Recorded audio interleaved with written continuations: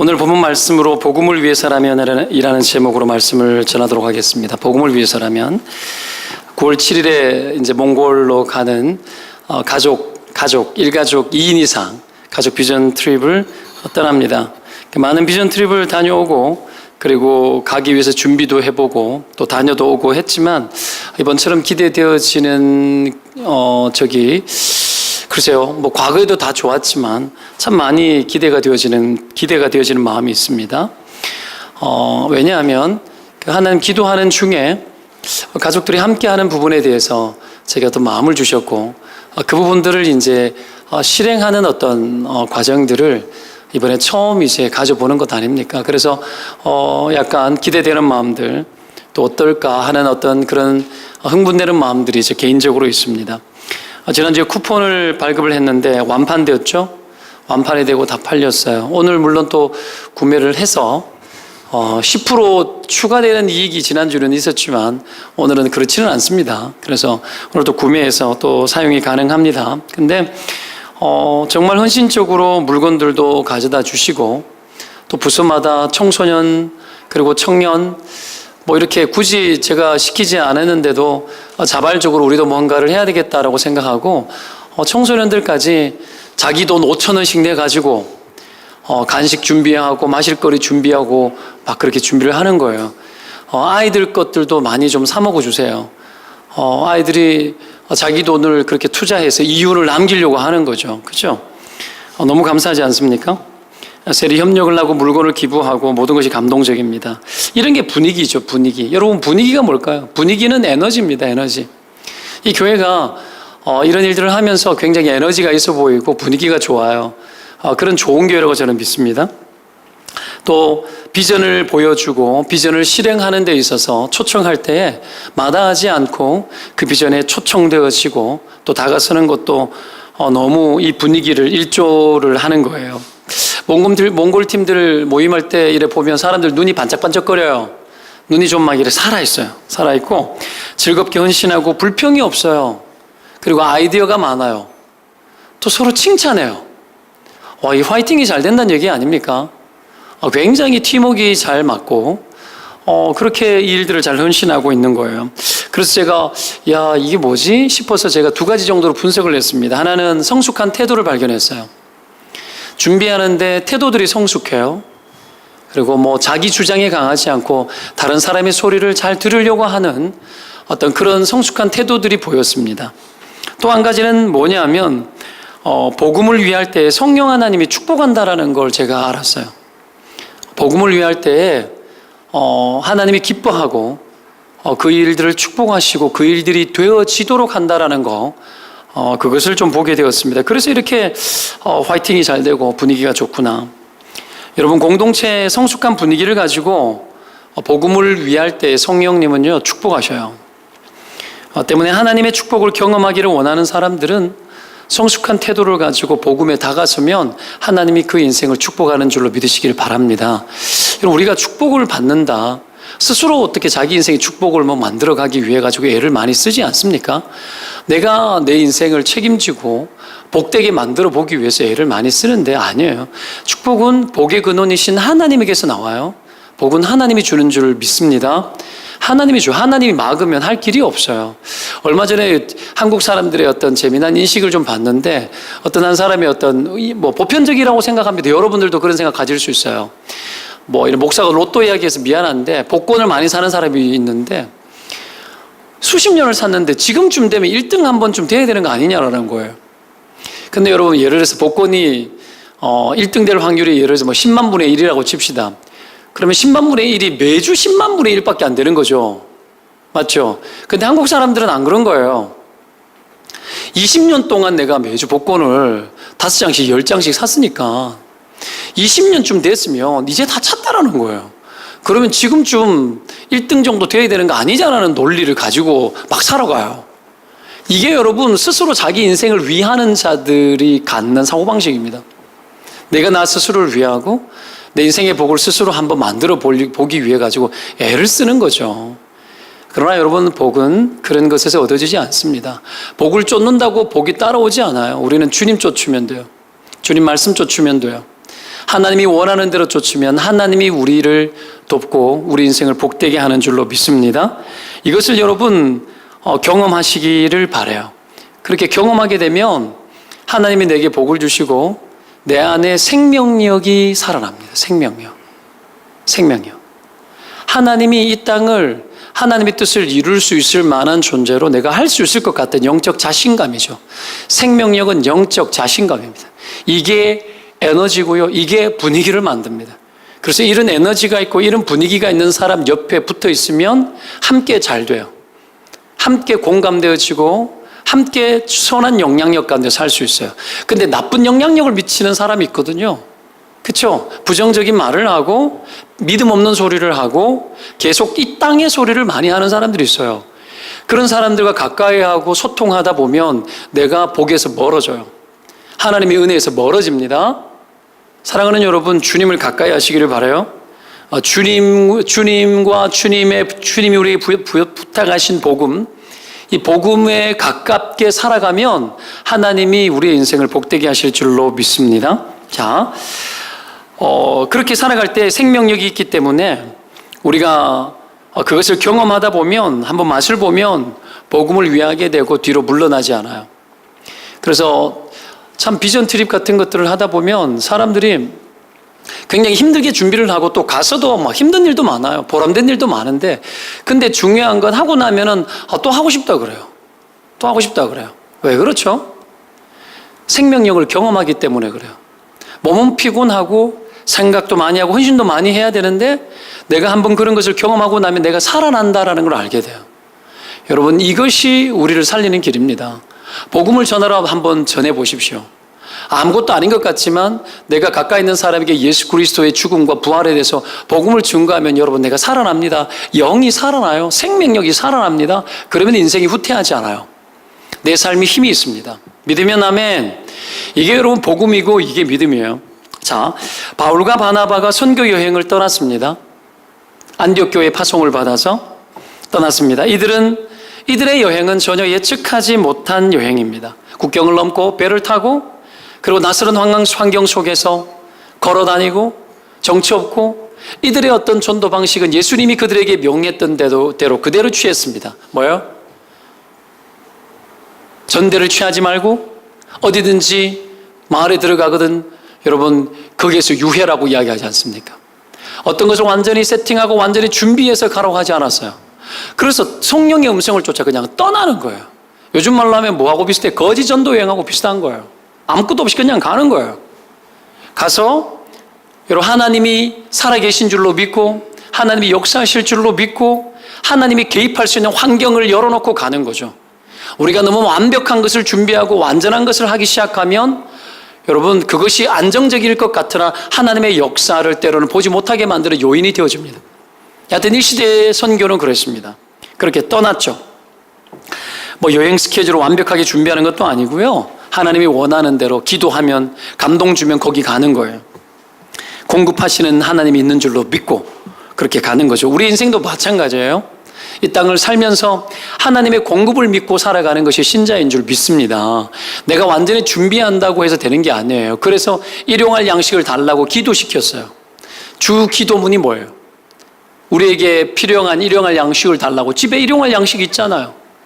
성경의 관점은 그게 아니에요. 하루하루 하나님이 내가 먹이시고 있다는 걸 절대로 잊지 못하게 해요. 내가 공급하는 거야 라고 계속 가르쳐요.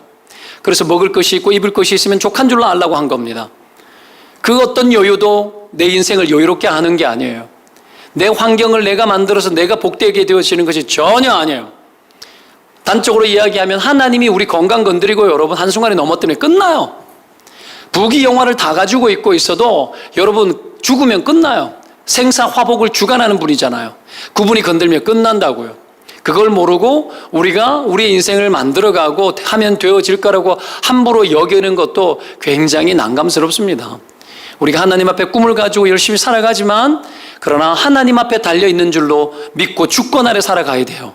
그렇게 했을 때에 여러분 우리가 뒤로 물러나지 않습니다. 오늘 바울과 바나바 이런 낯설은 선교 여행이라는 것을 여러분 처음 떠나요. 교회사의 역사에 있어서 선교를 하기 위해서 예수 그리스도를 전하기 위해서 여행이라는 것을 처음 떠납니다.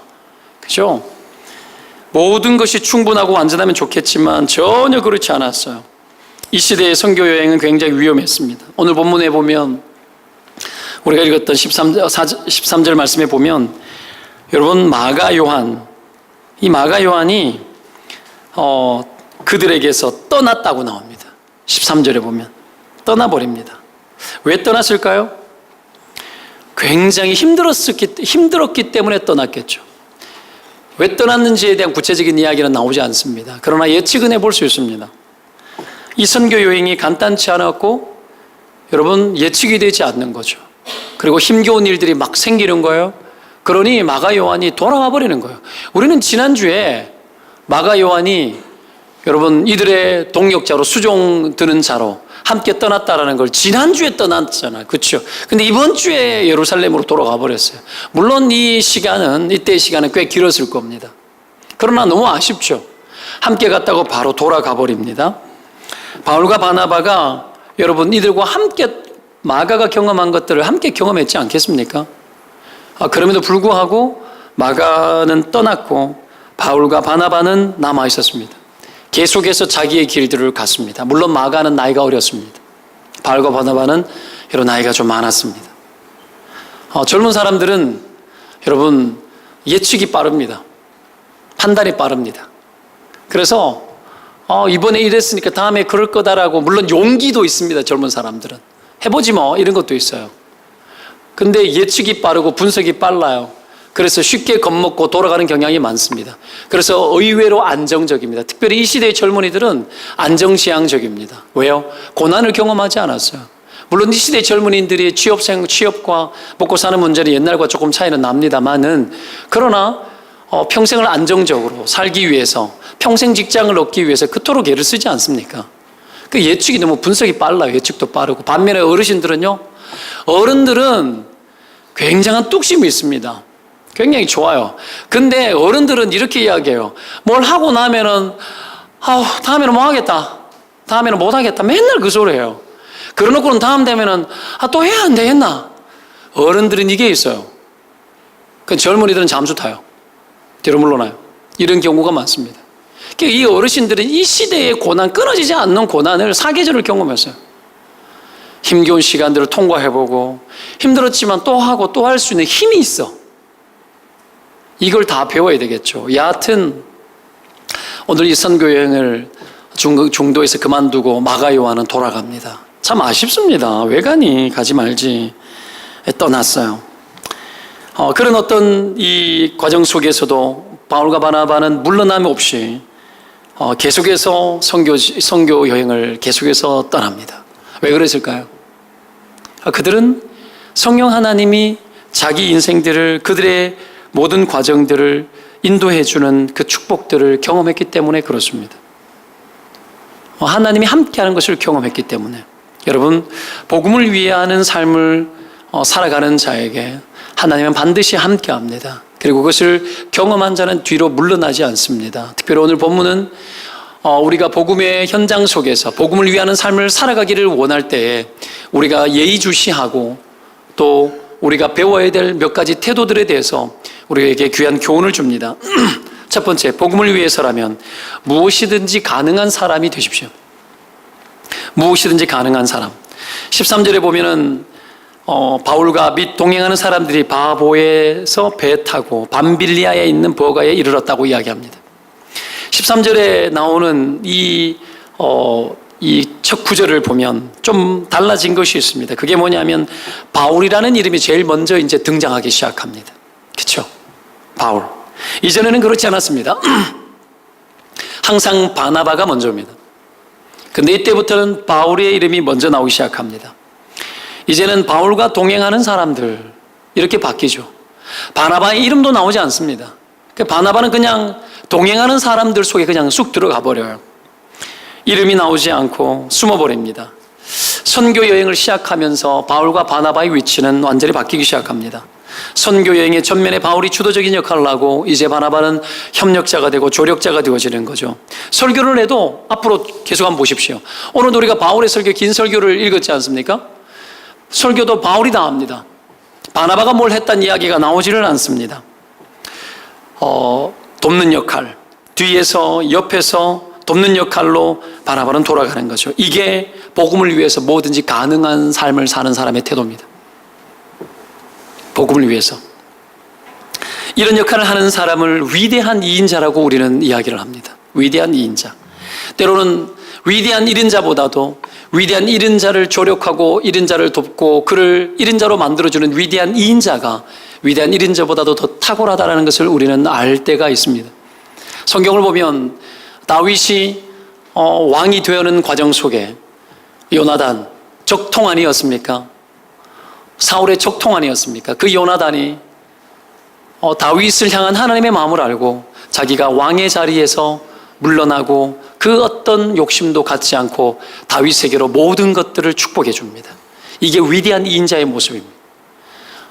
요수아와 갈렙, 그들은 가데스 바네아에서 12정탐꾼으로 갔다가 돌아왔을 때 하나님이 그 땅에 믿음의 보고를 올렸던 유일한 두 사람이었습니다. 그 중에 하나 요수아는 모세를 대신해서 이스라엘의 지도자가 되어지고 그 뒤를 갈렙이라는 인물은 그때부터 시작해서 역사의 무대 속에서 사라져 버립니다. 없어져 버립니다.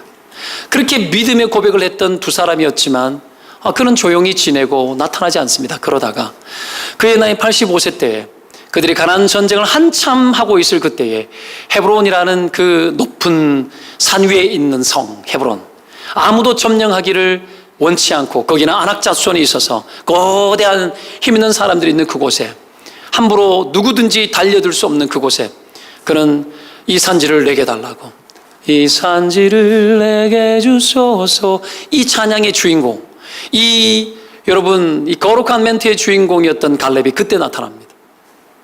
그때 나타나서 자기 일을 감당을 하는 거죠. 여러분, 복음을 위해서라면 무엇이든지 가능한 사람들이 되시기를 주의 이름으로 축원드립니다.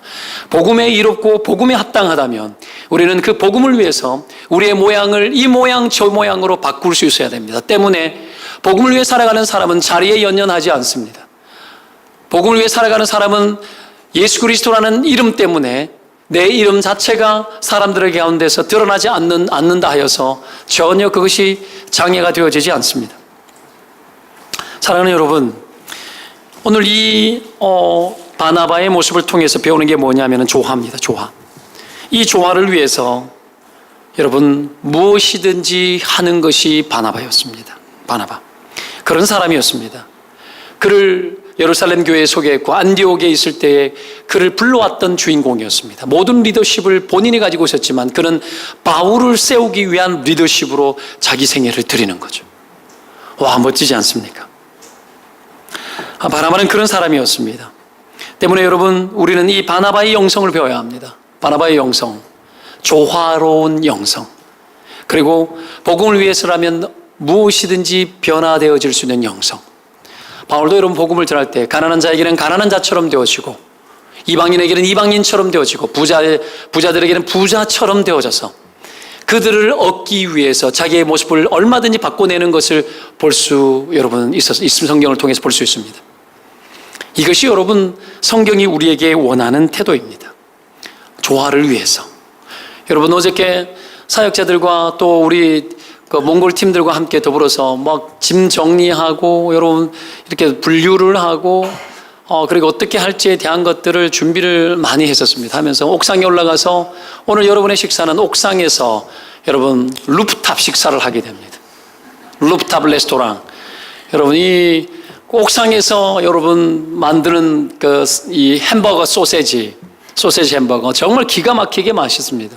다양한 메뉴, 지금까지 대한민국에서 찾아볼 수 없는 최고의 메뉴로 여러분 준비하고 있는데 거기 올라가셔가지고 사드셔야 됩니다. 분위기 되게 좋습니다. 거기에 그늘막을 치는데 여러분 전부 다 막 기둥 위에 올라가고 옥상 위에 올라가고 저도 올라가서 여러분 못 지나고 여러분 노끈으로 묶어가지고 팽창하게 당기니까 이게 벽면하고 바닥하고 딱 붙은 거예요. 이 끈을 밑으로 막 말아 넣어야 될 거 아니에요. 말아 넣어서 매야 될 거 아니에요. 확 말아 넣고 매는데 이게 너무 팽창해 있으니까 땅땅하니까 붙은 거예요, 줄이. 그래가지고 여기 여러분 살이 싹 달렸어요. 피가 났죠? 우와, 멋지지 않습니까? 이런 거. 이게 조화예요, 조화. 내가 목사는 이러고 있고, 잘하나 못하나 이러고 있고. 아니요. 옛날에는 여러분, 옛날 목사는 옆에 목사가 지나가다가 여러분 신방 가방 딱 입고 옆에 다른 걸 뭘 들고 있으면 절대로 못 들게 했어요. 권사님들 나이 또래는 그랬다고요. 나이 여러분 50, 60 넘은 또래들은 교회 목사가 가는데 옆에 물건 들고 목사가 지나가면 뭐 비닐봉지 이런 거 절대 못 들게 했어요. 다 들어주고 막 다 했죠. 저는 그렇게 하지 않아도 되는 스타일의 사람이에요. 내가 한 50대까지는 괜찮을 것 같아요. 한 60 넘으면 옆에서 좀 들어야 돼. 좀 들겠습니다. 이래야 돼. 50대도 말은 해야 돼. 말은 해야 돼. 그게 여러분 이게 여러분 통해야 되는데, 그러나 보십시오. 뒤로 제껴놓고 그냥 자빠져가지고 제가 뭐 잘하나 못하나 그러고 있으면 안 되는 거예요. 조화가 돼야지. 할 수 있는 것이 있으면 해야지. 그렇죠? 여러분 집에서 오늘 아침에도 나올 때도 여러분 뭐 요즘은 인기 없는지 모르겠지만은 막 옛날 아파트 살 때는 추워가지고 한 계절 썼던 여러분 물로 넣는 온수 매트 그것도 들고 왔어요. 세고비아 기타 연습용 그것도 하나 갖고 올라 그래. 그건 다음에 내기로 하고 막 있는 거 없는 거 다 털어오고 막 어떻게 해요? 이게 여러분 조화예요. 이 공동체의 복음을 위한 비전이 있고 어떤 생각이 있으면 나도 여기 어떻게 맞춰볼까? 이거라고 이거. 이게 능력이라고요. 여러분 아십니까? 뒤로 제껴져서 가만히 있으면 안 돼요. 만약에 내가 아무것도 못했어요. 그럼 어떻게 해요? 바로 CD기로 가서 돈을 갖다가 찾아오는 거예요. 찾아와서 어떻게 해요? 여기서 우리가 이 복음을 위해 가지고 할 수 있는 일에 어떻게 해요? 막 사먹는 거예요. 그리고 잔돈 됐다고 막 이래주고 이러면 물건 파는 사람이 막 기분이 엄청 좋지 않겠습니까? 와, 이런 거 얼마나 좋아요. 예전에 대구에 있을 때 비전 트립 준비할 때 대학생들 여러 겨울에 세차했어요. 겨울에 어떻게 해요? 이게 액체 이런 걸 뿌려가지고 뜨거운 물걸레 짜가지고 흙 닦고 이래가지고 겨울에도 세차가 가능해요. 물세차 말고 세차가 가능해요.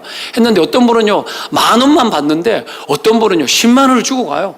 그러면 그분 안 잊어먹어. 평생 동안 안 잊어먹어요. 여러분 절대 잊어먹지 않습니다. 사람에게 감동을 주는 거죠. 우리가 이게 조화야. 조화. 하나님의 일을 감당함에 있어서 감동이 되도록 하는 거죠. 자기 거 어떤 분은 쿠키를 구워오고 어떤 분은 자기 좋은 것들 여러분 막 가지고 와서 막 내고 막 많아요. 정말 많아요. 물건 팔면 현시가 28만 원에 파는 물건 새 거 그냥 막 가지고 오더라고. 와, 저게 미친 거지. 이게 제대로 미친 거지. 이게 가만 생각해 보면 저거 중고시장에 내놔도 20만 원은 그냥 받는데 새 건데 와 어떻게 저걸 낼 수 있을까? 이런 생각이 막 드는 거예요. 근데 뭐죠? 복음이 있어서 그래. 복음이 있어서. 복음이 나를 맞추는 거야. 복음이라는 것에 나를 맞추어서 소통이 되어지게 만드는 거죠. 우리 그거 하는 거 아니에요? 원수마귀가 이런 공동체 깰 수 있어요? 우리가 여러분 이런 일에 감동을 느끼고 함께 여러분 집중하는데 우리가 쓸데없는 것에 우리 인생이 허비될 수 있습니까?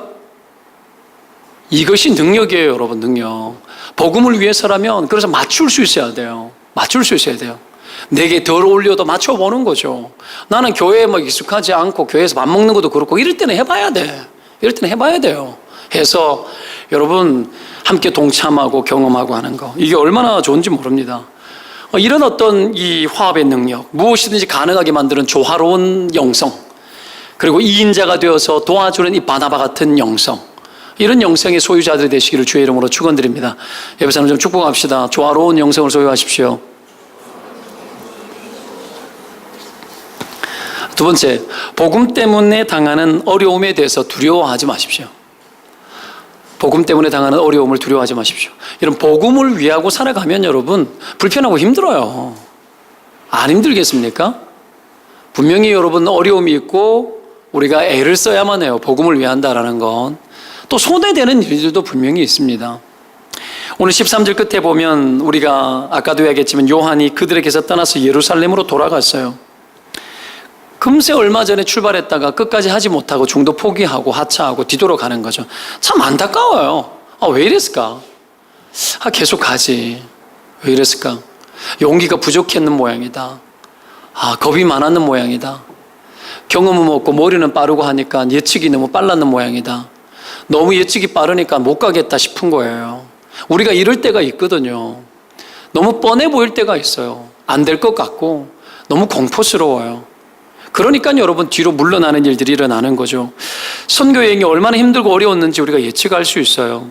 선교 여행이 주는 피곤함, 일주일짜리 아니잖아요. 가서 언제 돌아올지 모르는 여행을 떠났잖아요. 끝이 없어요.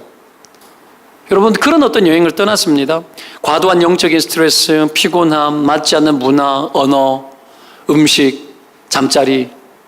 잠자리도 여러분 호텔 예약해 놓는 게 아니에요. 에어비앤비 하는 것도 아니고 여러분 부킹닷컴 들어가가지고 예약하는 게 아니야. 예수님 시키는데 어느 마을에 들어가든지 간에 어느 집에 머물러야 되는 거예요. 이거 날마다 이렇게 살아라 그러면 살겠습니까? 게다가 공격이 있어요. 공격이. 지난주 봤잖아요. 구브로 섬에 갔다가 여러분 어떤 일이 있었습니까? 엘루마라는 여러분 마술사가 복음을 못 믿도록 그렇게 방해를 하고 회방을 놓고 괴롭힌 거예요. 영적 대결은 힘들어요. 승리했죠. 승리했음에도 불구하고 승리하더라도 힘들어요. 그 다음에 이런 일이 또 있다고 그러면 여러분 이거 어떻게 버티겠나 싶은 거죠. 그러니 어른들이 여러분 잘해놓고는 못하겠다 그러놓고 다음에 또 하고 막 이런 일이 있는데 여러분 이 젊은이 이 마가 요한이 다음에 못할 것 같거든요.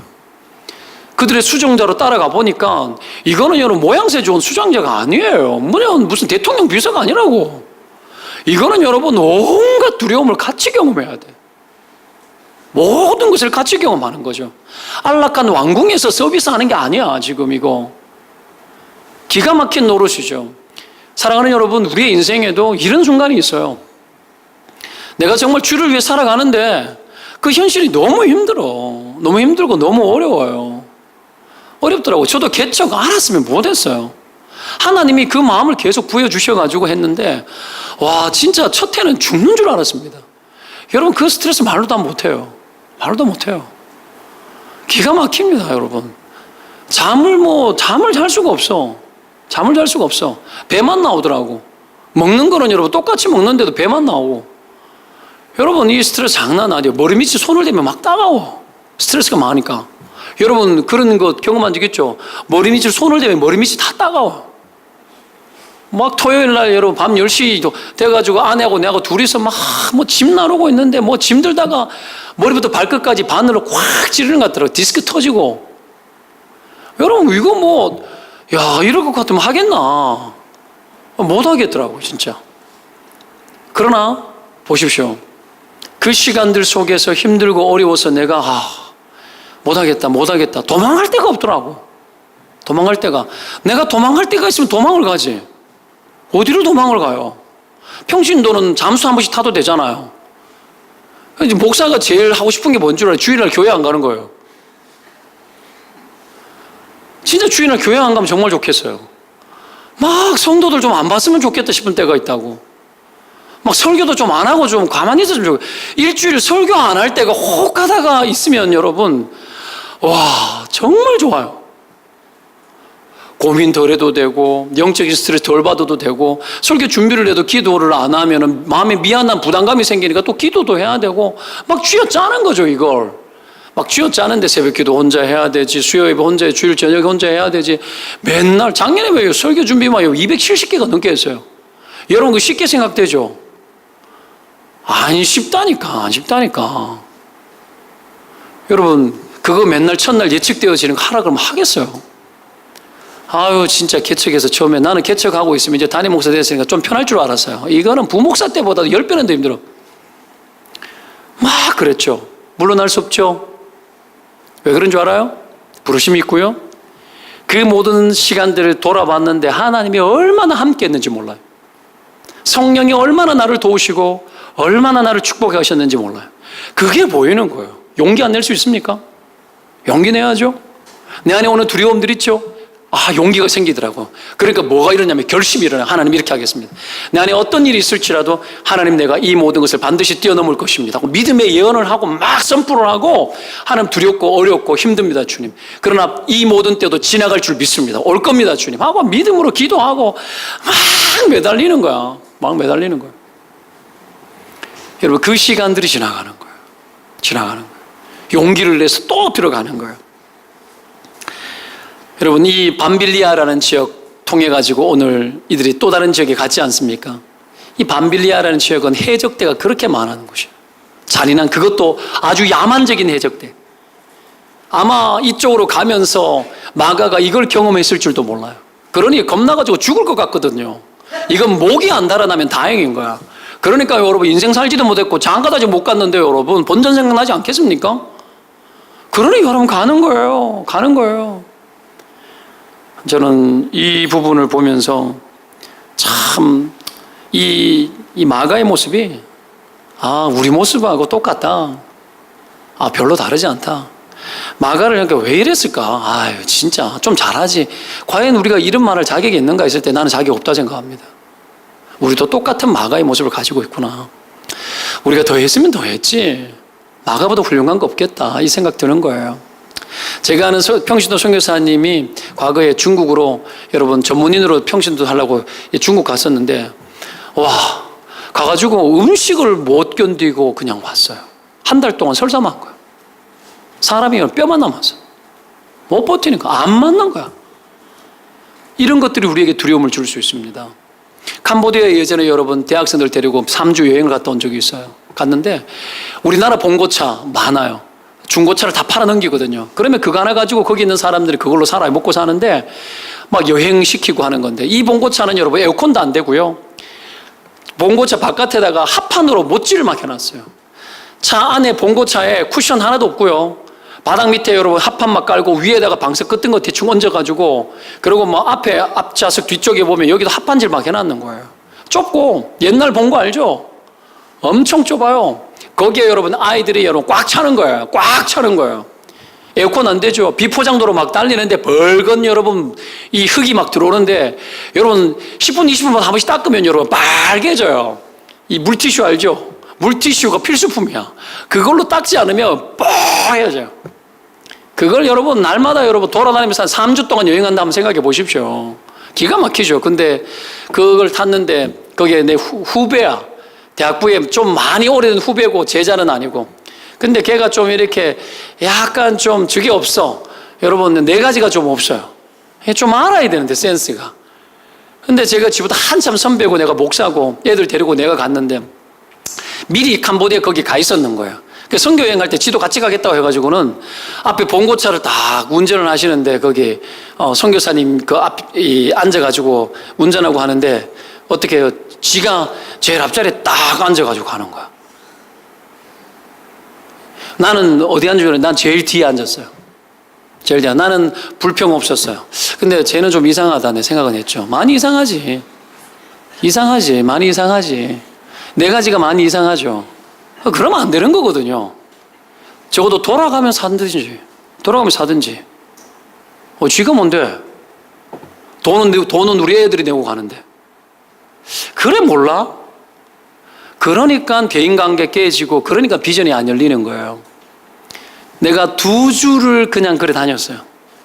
아무 말 안 하고. 그러더니 이 선교사님이 그분도 참 좋으신 분이세요. 나중에 이렇게 이야기를 해서 그러더니 뒤로 자리를 옮기더라고요. 그 내가 니도 참 대단하다 내가 속으로 생각했죠. 니 나중에 해도 뭐라도 하긴 하겠다 내 보니까. 좋은 쪽으로 생각해 줬어요. 힘들어요. 그런 것 하나하나 목사라고 편하게 있을 수 있습니까? 애들은 안 힘들어요? 다 힘들지. 누가 그 앞자리 안 앉고 싶어? 다 앉고 싶지. 당연한 거 아닙니까? 그래도 여러분 견뎌보고 있어봤어요. 참아봤어요. 이런 것들이 힘든 것들이 있더라는 거지. 이게 비단 선교 현장에만 있겠어요? 우리의 삶의 자리도 있지 않습니까? 우리의 삶의 자리도 있어요. 흔히 있습니다. 편해지고 싶고 그냥 기분 좋게 뭔가 그냥 내 마음에 감동되는 대로 그냥 내 마음에 일어나는 대로 그냥 해보고 싶고 그냥 그런 거지. 불편한 거 누가 하고 싶어요. 여하튼 이유 불문하고 여러분 이런 어려움들이 있으면 우리는 두려워가지고 중도 포기 유전자가 막 솟아 올라와요. 중도 포기 유전자가 한 번씩 그럴 때 있죠. 인생이 막 뒷꼬이고 안 되고 가정에 어려운 일이 생기면 여러분 사람들한테 민망하고 또 내가 흠이 보이고 이러면 사람한테 관계가 어렵고 이러면 막 냉해지고 숨고 싶고 은둔하고 막 여러분 그렇게 잠수 타다가 다른 교회 가면 좋지 않을까 막 상상해요. 그런 생각들이 막 올라오다가 어떻게 해요? 슬쩍슬쩍 막 맛을 막 본다고요. 네가 바뀌어야지. 자신이 바뀌어야지. 환경을 여러분 내가 세상이 제일 힘든 게 뭐예요? 환경 바꾸고 자기 자신 바꾸는 건데, 나를 바꾸는 건 여러분 어려워요. 그럼에도 불구하고 환경을 바꿔내는 건 사람의 환경을 바꿔내는 거잖아요. 사람을 내가 어떻게 바꿔? 내가 바꿔야지. 그게 여러분 어떤 영적 환경, 교회를 바꾸는 게 아니라 사람을 바꾸는 거예요, 내가. 그건 정말 힘든 거예요. 그래서 교회를 바꿔서 새로 적응하는 게 힘든 게 이유가 거기 있어요. 한 1년 정도 부지런히 여러분 참석하다 보면 어느 순간 내 주인공이 되어집니다. 이 교회도 1년 6개월 된 사람이 제일 오래된 사람이에요. 올 초에 등록했는데 벌써 2년, 3년 된 것 같다는 사람들이 있어요. 잘 섞이는 거죠. 이게 되어져야죠. 이게 안 되어지면 약점의 지배를 받아서 자꾸 딴 데로 마음이 갑니다. 그러다 보면 여러분 불편하고 힘들어지는 거죠. 더 힘들어져요. 때문에 어렵고 좀 힘들어도 복음을 위해서라면 다 가서 봐야 돼요. 옹졸한 우리의 고집 내려놓고 하나님이 원하는 대로 들어가 보는 거죠. 그러다 보면 여러분 하나님이 축복하시고 하나님이 바꾸십니다. 여러분 충분히 우리 안에 이유가 될 만한 이유가 있어도 그때는 때가 아닙니다. 위기가 오면 그래서 결정을 내리면 안 돼요. 이건 철칙입니다. 어려움이 왔을 때 뭔가 결정을 내리고 위기가 왔을 때 뭔가 결정을 내리면 절대 안 돼요. 위기 때는 결정하지 말고 하나님 앞에 부지런히 들어가야 돼요. 절대 결정하면 안 돼요. 위기 때 결정한 사람, 제대로 결정한 사람 한 사람도 못 봤어요. 전부 다 후회되는 결정이에요. 그렇게 하면 안 되겠죠. 여하튼 두려움이 와도 물러나지 마시기를 주의 이름으로 축원드립니다. 축복합시다. 두려워도 물러나지 마십시오. 두려워도 물러나면 안 돼요. 우리나라에 여러분 처음에 복음에 들어올 때 막 쇄국 정치, 흥선대원군 말지 않습니까? 얼마나 외세의 침략을 막고 거부했습니까? 제너럴 쇼먼을 타고 여러분 대동강에 이 토마스 선교사, 우리나라 최초의 선교사, 여러분 목표에 죽임당한 토마스 선교사가 제너럴 쇼먼을 타고 대동강 앞바다에 도착했을 때 여러분 막 전쟁이 났지 않습니까? 전쟁이 나면서 배가 불바다가 됐습니다. 그때 토마스가 뭐합니까? 가지고 온 성경 던집니다. 막 사람에게 주려고. 그때 그 성경 가지고 와서 예수 믿는 사람이 많았어요. 그리고 자기 품에 한 개 딱 안고 생포되었습니다. 생포 딱 됐는데 여러분 딱 생포돼가지고 이제 죽을 목숨이 된 거예요. 그 생포를 해서 그 사람을 사형 집행한 사람 중에 박춘권입니다. 박춘권. 이 양반이 여러분, 이 양반 앞에 딱 토마스 선교사가 웃으면서 성경을 선물로 전달하면서 기도합니다.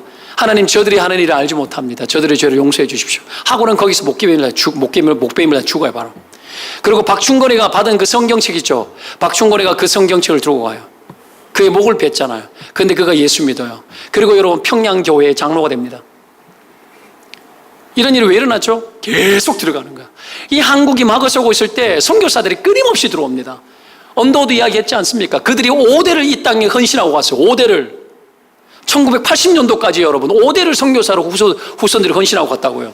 들어오고 또 들어오고 천문학적인 돈을 쏟아붓고 이 나라가 얼마나 혜택을 받고 조선인들보다 조선인을 더 사랑했다 그러죠. 선교사들이.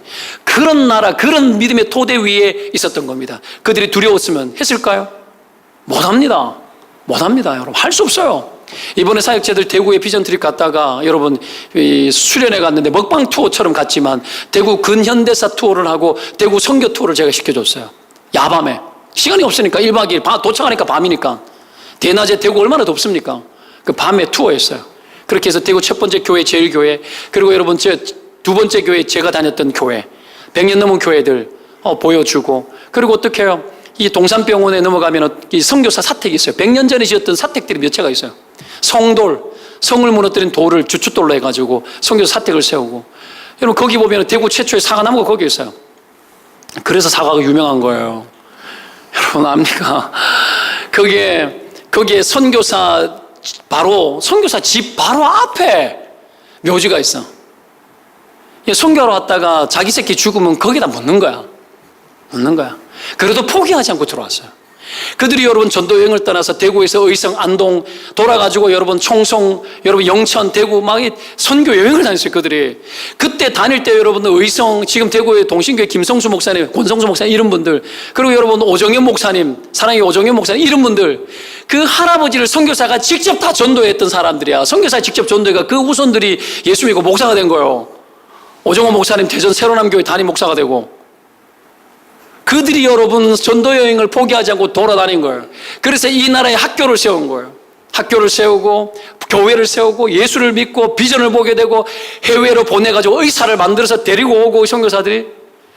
여러분, 이 나라가 그런 나라라고. 이 나라가. 여러분, 젊은 시각으로 함부로 이 나라를 보면 안 돼요. 이 나라는 여러분 피가 뿌려진 나라라고. 피가. 포기하지 않았어요. 두려워하지 않았어요. 두려움이 와도 멈추지 않았습니다. 저는 바라건대 대한민국 교회가 선교가 주저앉고 1970년도에 우리나라가 여러분 하나님 앞에 맹세하기를 우리나라에서 10만 명의 선교사를 보내겠다고 하나님 앞에 10만 선교 헌신을 했습니다. 10만 선교사. 2만 명 보내고 여러분 지금 주춤해요. 미국도 여러분 미주 지역도 30% 이상 줄었어요. 선교가 기가 막힙니다. 반면에 무슬림 어마어마하게 여러분 성장하고 있어요. 여러분 분명히 말하지만 여러분 이 땅에서 눈 감기 전에 이 나라에서 여러분 무슬림들이 테러하는 일들이 일어날지 몰라요. 거의 그럴 확률이 많습니다. 이런 시대를 우리는 살고 있습니다. 때문에 여러분 이때 우리가 해야 될 게 뭐겠습니까? 더 복음에 집중하는 거예요. 복음적인 삶을 살고 여러분 복음을 전파하는 선교사의 삶을 살 수 있는 선교사들을 많이 일어나야 됩니다. 이 교회가 그런 교회를 쓰임받기를 저는 바랍니다. 무섭습니까? 내 새끼 예쁘게 잘 길러가지고 사랑받고 여러분 세상에서 인정받는 그런 사람 만들고 싶습니까? 다 그런 소망 다 있죠. 여러분 미안한 이야기지만 그렇게 한다고 해서 그렇게 막 되는 게 아니고 그렇게 안 되고 싶다고 막 안 되는 것도 아니에요. 하나님 손에 달렸어요. 원하는 것은 우리의 자녀들이 하나님 앞에 귀하게 쓰임받는 것이 우리의 유일한 소망이어야 합니다. 우리의 유일한 소망이어야 돼요. 그것이 될 때 하나님이 이 교회를 축복하고 여러분의 자녀를 축복할 줄로 믿습니다. 아이들을 하나님 앞에서 세상을 책임지는 사람들로 만들어내야 돼요. 이런 비전을 가지고 우리가 살아야 될 줄로 믿습니다. 그러면 두렵지 않습니다. 여러분 뛰어넘습니다. 다가설 수 있습니다. 어려움이 오고 비판을 받아도 여러분 들어갑니다. 여러분 바울과 바나바 똑같이 힘들었겠지만 어려움 속에서 도전하고 들어가지 않습니까? 두려워하지 않고 여러분 모든 공격 속에서도 여러분 뛰어들어가 자기가 해야 할 일들을 끝까지 다 합니다. 끝까지. 이게 두 번째입니다. 세 번째, 복음의 비밀을 담대히 말하는 자들이 되십시오. 복음의 비밀을 담대히 말하는 자들이 되십시오. 두려워하지도 않았지만 복음의 비밀을 담대하게 선포하는 것을 했습니다. 바울이 15절에 보면 안식일에 회당에 들어가서 복음을 전하는 장면이 나오죠. 바울의 설교는 총 세 부분으로 나누어집니다. 세 부분으로. 첫 번째 부분은 이스라엘의 역사를 통해서 예수님을 증거해요.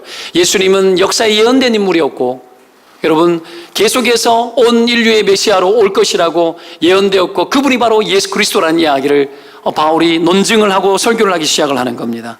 그리고 다윗의 씨로 태어날 것이라고 성경은 예언되어져 있었고 준비되었고 세례 요한이 그 주님의 길을 예비하였는데 그 예비한 그분이 바로 예수 그리스도, 오실 그이가 바로 예수 그리스도라는 거예요. 그것을 이스라엘 역사를 통해 가지고 예수님을 증거합니다. 두 번째가 뭐냐면은 예수님에 대해서 집중적으로 증거하는 거예요. 예수님에 대해서. 예수님은 그분은 누군가? 그분은 십자가에서 달려 죽으심으로 온 인류의 죄를 대속했고 그리고 죽은 지 사흘 만에 부활했다는 이야기를 하는데 이 부활 이야기도 시편에 예언된 이야기고 하나님의 그를 일으킨다고 예언된 이야기인데 그분이 바로 예수 그리스도인데 너희들은 구약에 예언된 이분이 지금 눈앞에 왔는데 너희들은 왜 믿지 않냐고. 온통 예수 그리스도도 가득합니다. 순수복음, 오직 예수 그리스도 100%. 바로 여러분 그것을 전파합니다. 그리고 세 번째, 예수님과 하나님의 말씀을 더 이상 거역하지 말고 예수를 믿고 죄 사함을 받으라는 거예요. 결단 내려라는 거예요. 결단도 그렇게 내리는 게 아니에요.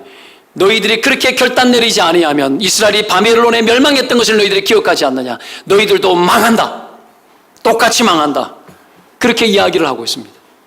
굉장히 두려움 없이 여러분 복음의 비밀을 담대히 말하지 않습니까? 바울의 이 복음 전파의 모습을 보면서 그런 확실성과 담대함을 가지고 있다는 걸 알 수 있죠. 그런 복음에 대해서 확실했고 철저했습니다. 명확했습니다. 가감없이 전했고요. 대상에 대해서 두려워하지 않았습니다. 복음의 비밀을 있는 그대로 다 전했죠. 그리고 처음부터 끝까지 예수 그리스도였습니다. 처음부터 끝까지. 예수 그리스도가 완전한 주인공이 되었죠. 여러분, 이런 바울의 담대함의 이유가 뭐겠는가? 이렇게 담대하게 복음의 비밀을 전할 수 있었던 이유가 뭐였는가? 저는 그렇게 생각합니다. 그에게는 복음의 감격이 식지 않았다. 복음의 감격이 식지 않았다. 복음의 감격. 여러분 감동되지 않습니까? 바울이 이렇게 확신 있게 증거할 수 있던 이유가 뭘까요? 그는 복음에 사로잡혔고 복음에 감동되었고 그 복음을 위해 살아가는 것이 자기의 생애였다라는 것에 대해서 그는 여러분 감격적으로 그는 여러분 살았기 때문에 그렇습니다. 오늘 우리의 신앙의 문제가 뭘까요? 우린 복음 알아요. 예수님이 날 위해 죽었는 거 여러분 믿으시죠? 믿으면 아멘. 죄와 사망 권세를 이기시고 부활하시고 우리에게 하늘에 함께 앉히셨다는 것 믿으면 아멘. 아멘이죠 여러분. 우리가 아멘입니다. 이거 없는 거 아니에요. 우리 다 있어요. 우리 구원받았어요. 알죠? 근데 여러분 감격. 내가 예수 그리스도로 인하여서 죽어 마땅하지만 내가 하나님의 구원을 입어 오늘도 내가 살고 있다라는 감격.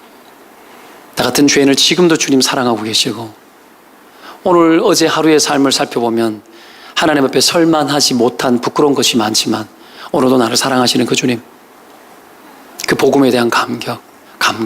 이 감격이 여러분 자꾸 메말라지는 거예요. 왜 그럴까요? 이런 감동이 메말라지는 이유가 뭘까요? 물론 복음에 충분한 공급이 없기 때문에 그럴 수도 있습니다만은 우리가 이렇게 메말라지는 이유가 있다면 우리가 살아가는 삶의 초점이 너무 이 세상의 현실 세계 속에 너무 깊이 뿌리 박혀 있어서 그래요. 너무 깊이. 수많은 고민거리, 먹고 사는 문제, 힘겨운 것들, 어려운 것들, 복잡한 생각들, 영적으로는 여러분 퇴락하고 영혼의 민감한 반응들은 자꾸 사라지고 자꾸 나의 사고만 움직이는 거야. 생각만 움직이는 거예요. 생각이 많아져요.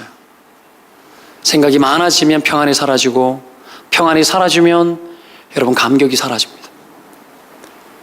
복음의 감격은 하나님이 베푸시는 은혜 아래 주시는 그 마음의 평안 속에서 감격이 나오는 거예요.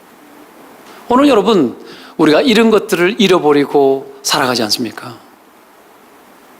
그것 때문에 감격 없이 교회를 다니고 감격 없이 그냥 예수 믿고 감격 없이 그냥 여러분 하나님을 알고 그냥 그런 것으로 우리가 살 때가 많지 않습니까? 오늘 바울의 담대함, 복음을 가감없이 두려움 없이 증거했던 바울의 이 담대함은 복음에 대한 감격 속에서 나왔습니다. 사랑하는 여러분, 이 감격 어떻게 회복할까요? 다시 십자가 앞으로. 여러분 여전히 우리는 하나님의 구원을 입을 만하지 못할 만큼 우리의 형편과 수준은 부끄러운 모습뿐이지만 그럼에도 불구하고 갈지 아니하시고 우리를 사랑하셔서 우리에게 그토록 긍휼을 베풀어 주신 그 주님 앞으로 다시 나아가 하나님의 아들 예수 그리스도 내 영혼의 구원자시여 나를 긍휼히 여겨 주십시오. 내 안에 있는 모든 죄의 뿌리를 주님께 맡깁니다. 성령님 나를 덮어주십시오. 주님 아니면 되지 않습니다. 내가 주님만 보기 원합니다. 내가 세상 사랑의 마음이 빼앗겼는데 하나님 내가 그런 것에 오는 느낌, 감격이 아니라 내가 주님으로 인하여 내가 감격하게 도와주십시오. 이 땅에 가진 것이 많이 없고 지금 나의 형편이 초라할지라도 내가 예수 그리스도 안에 있는 것만으로 내 안에 충분합니다. 영감을 다시 회복해야 합니다. 여러분 이 영감과 이 감격이 살아날 때에 우리는 두려움 없이 인생을 살 수 있습니다. 내 앞에 있는 형편과 처지가 어떠할지라도 내 삶의 환경이 어떠할지라도 그것 때문에 울고 웃고 그것 때문에 여러분 엎치락 뒤치락 되어지는 인생이 아니라 내 형편과 처지가 어떠할지라도 주님 앞에 나아가 십자가 앞에 오는 그 은혜의 영광과 그 감격으로 인하여 하나님 개의치 않습니다. 하나님 오늘날 나의 삶이 충분하며 나의 이 처지가 하나님 앞에 충분하고 나의 자녀들의 형편과 아버지 하나님 내가 주어져 있는 이 상황들의 모든 형편들이 하나님 나에게 강하고 충분하고 온전하고 완전합니다. 여러분 이것이 우리로 하여금 우리 인생을 담대하게 합니다. 우리 인생을 이기게 합니다. 오늘 잃어버렸던 이 복음에 대한 감격을 다시 여러분 회복하시기를 주의 이름으로 축원드립니다. 낙심하지 마십시오. 뒤로 물러나지 마십시오. 내 앞에 놓여있는 일들 때문에 두려워하지 마십시오. 호들갑 떨지 마십시오. 눈을 부릅뜨고 여러분 그 속에 주님 계신 것을 보십시오. 내 안에 하나님이 부어주시는 그 은혜를 열망하십시오. 그 하나님의 은혜로 하나님 내가 감당하고 이기겠습니다. 오늘 그 소망하는 마음을 가지고 하루하루의 삶을 이겨나가시기를 주의 이름으로 축원드립니다. 기도하겠습니다.